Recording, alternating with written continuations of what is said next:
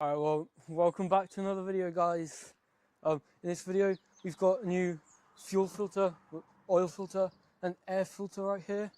Got air filter for the turbo, which needs a clean, and the blower valve, I believe, for the turbo, which doesn't actually go up and down when you accelerate.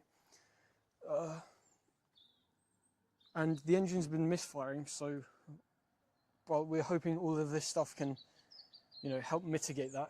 But also cleaning out the windscreen washer fluid and the air condition element valve indicator, whatever it's called. It's meant to go just here on this bit here, but that looks blocked and it disconnects. So we're hoping to fix that in this video.